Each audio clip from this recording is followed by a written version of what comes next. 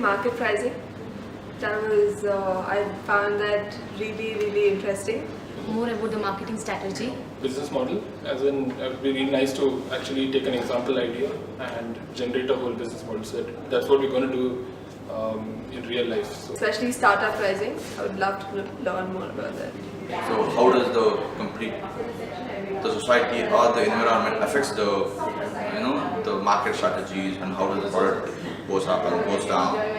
Few things I was knowing that I was using also, but I didn't know that these are the very important concepts which I have to keep on focusing. That is a big plus, and because now I know how to structure all my thoughts as compared to like scatter thoughts that I had before.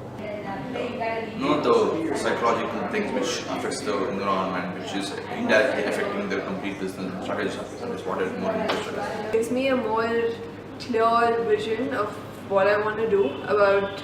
I think like the path is just being made now. I think like all the dots are just being connected. You can only see the dots being connected when you look back. When we have an idea of our own, we know exactly how to go over it. I mean, the steps involved in the process and the flow of it would really help out.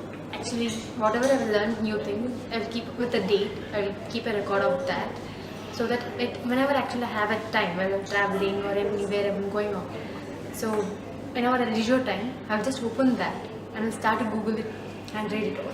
I do have an idea.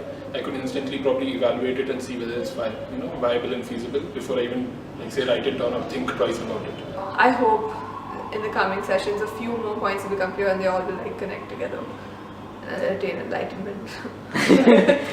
Definitely, strategies are always acceptable in each and everything. It is not necessary that you have to focus only on the business part of it.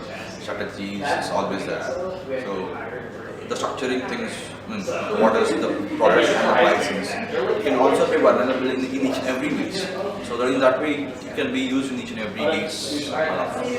From now on, any idea that I get, any idea that I think about, now I know how to structure it. I read the paper every day and I read Economic Times, and you keep hearing all this jargon that you normally don't understand. So this definitely helps out. At least it clears the fog a little bit. Connected me, gave me more clarity about that, so that while using the future data, I'm using the pricing strategies and everything.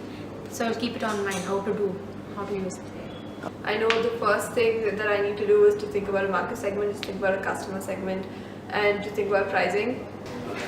Just handovering the process to the department is just what we do right now. So once we get to know these kind of things, we would be in a position to understand much better, so that what is happening, what is not happening, what department is doing good. It definitely helps me because finance is everything. Ultimately, if a business has to run, it has to run because of the money. I mean, without the money, no business would probably run.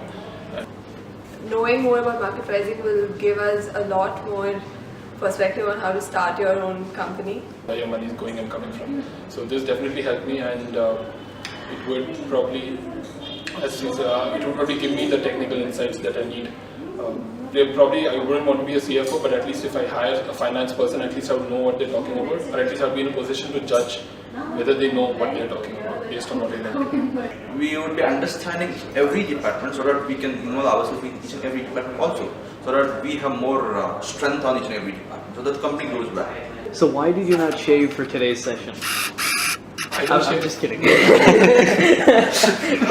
was in the zone.